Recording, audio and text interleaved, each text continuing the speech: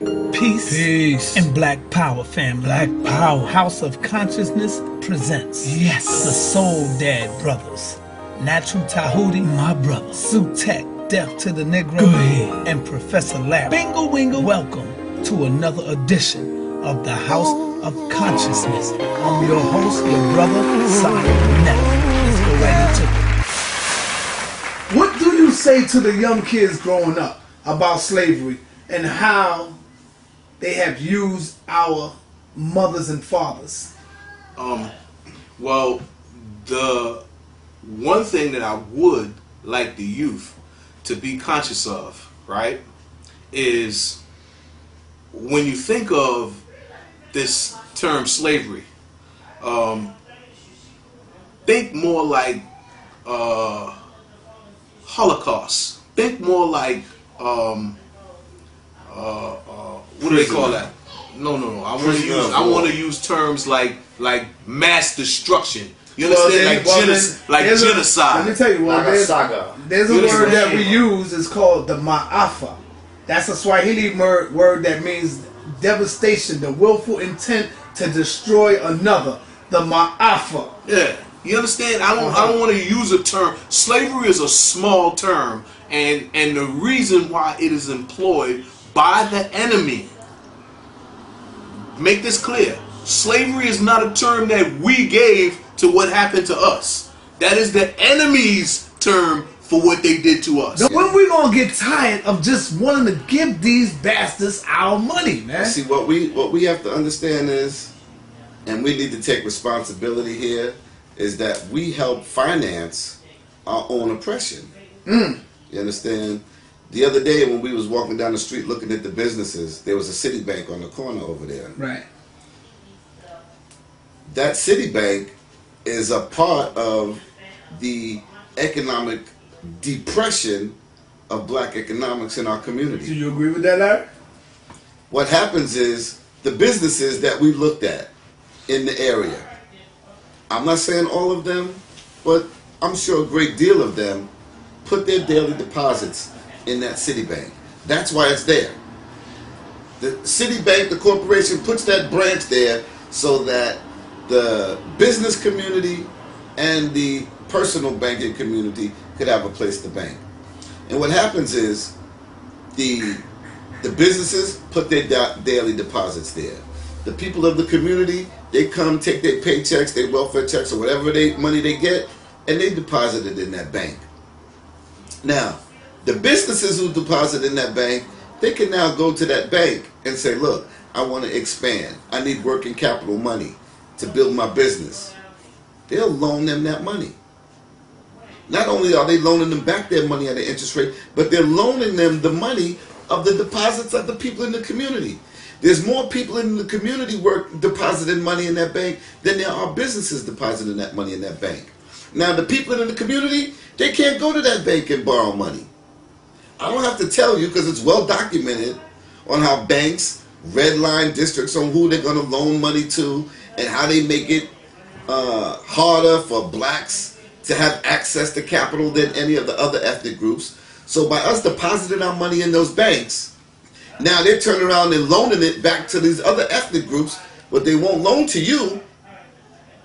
So you're helping these other businesses expand and build their businesses with your dollars. So not only are you spending your money in their stores, you are now depositing it in a financial institution that won't loan it to you, but will loan it to the people who are helping to keep you economically. Brother Larry, how did we get here as a people? Did the white man go to Africa and put us all on a slave ship, or was we here already? When you look at us as a people, right? The brothers here in present company, we acknowledge that we're the same people, but that doesn't occur everywhere in this country, right? So when you say, were we here, some people who look like we look were here when the people who were brought here to be persecuted got here. So at all times during the period that they refer to as slavery, you had blacks in this country who weren't enslaved. You understand? Remember, Crispus Attucks was the first one to die in the Revolutionary War. He wasn't a slave. You understand? So you had what they call now free blacks after they started those black codes and stuff where they started making distinctions. Are we the same people? And I'm going to you, Tahoe. Are we the same people as the Africans that come here? Are we the same people? I would say that there is a genetic semblance, but most of us over here in America are mutants. We have been mutated. I would say we're not. I would go that far to say we're not the same people. Well, let me give you why I say that. Yeah. We have been amalgamated. We've been put into a big fruit bowl and mixed up with a lot of different. Right. We've been homogenized. That's a good word to use.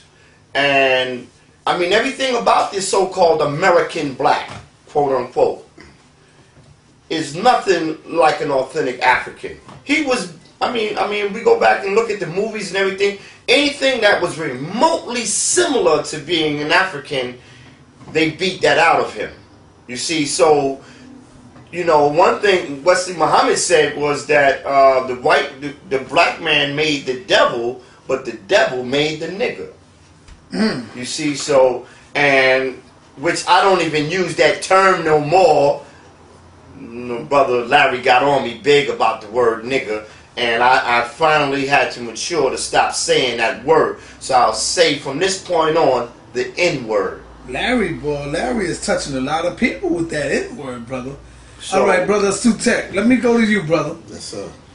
Do you see us as the same people? The Africans and us over here? You know, brother, that question cuts both ways. I would have to say, I forgot who said this. I think it was Dr. Clark. Was it Dr. Clark? I'm not sure. But he said, all my skin folk ain't my kinfolk. You know what I'm saying? And I say that to say, this black here in this country, although, like I would say, we share a similar lineage with the African, with the African in Paris, with the African in France, with the African in England. We share a similar lineage as them, and with the African that was already here when the prisoners were brought over here. I think our mentality is a little bit different, and our physiological stature is a little bit different also, because I was talking to some brothers not too long ago, and how, I mean, you got blacks in England, you got blacks in Paris, you got blacks in Spain, you got blacks in, in South America, but this Australia, but this black in this country, the African in this country, they seem to be out in front of all the other Africans, I would agree, around the world in a number of different areas. In sports, we're way out in front of all the other Africans around the world. I mean, every once in a while you may come up with one that, may outdo an African American in sports. In business, in education, but to say we're the same, I don't think we can say we're the same any more than this guy over here. Let me get this brother here, man. This is a sensitive issue, man. You understand what you yeah, it's a sensitive issue, but you over there giggling and giggling. The reason I'm giggling is because you're dancing around it. Look. All right, let me ask you the question. Do you see the Africans? Are we the same people? Look. You're dancing around this. It's just this goddamn simple, right? You know damn well that once they raped our ancestors, that what we call the African mindset differentiates when you are not, say, from the village. When some other blood creeps in, they differentiate. They do it in South Africa. In South Africa, the blacks refer to anybody with mixed blood as colored. They don't call them Africans. They make a distinction clear as day. So hold on. So just because they make that distinction, I have to make that distinction? Can I say what I'm saying? Can I say what I'm saying? I ain't saying what you're saying. That's what you're saying. Man, what the hell you talking about? You're going to tell me what everybody else thinks. He asked me what I thought. He asked me what the African and South African thought. Yeah, this is what I'm saying, right? Now this is what I'm saying. When you look at this mindset and you use this as a guide, right? When you go back to that plantation, right? The Africans who were brought here, once those women were raped and those offspring were produced, the Africans that were here who weren't raped made a clear distinction between themselves and those offsprings that came from those rapes. And what was the distinction? Harriet Tubman did not make that distinction. Nat Turner did not make that distinction. No, he said the Africans made a clear distinction from the ones who got raped. By the time of Nat Turner, my source of reference is the culture. Is the culture that still remains to this day. It is the culture. It is the culture that you see everywhere in Africa. And you know what? I agree with you now. Hold on a second. Because you can see that till this day. This is what I'm talking about. With the African women and us. Hold on a second. You saying the African made that distinction. What I would say to you is that Master made that distinction and the African adopted it. That's what I would say. Now the reason I wouldn't say the African made that distinction. I wouldn't disagree with you. Because Master gave the African his offspring. He let them work in the house. He fed them better. He gave them clothes. They lived up on the hill and the other ones lived down in the valley. So don't say that the African made the distinction. The Master made that distinction for them. He separated them. Even on continental Africa, those Africans over there they're also being programmed to think that the African over here is a whole lot different from the African over there. So I would definitely have to agree with that, with what you're saying. Yeah, the white boy, because I don't like to say the white man. Right, he's the white boy. I agree with you. Made the distinction.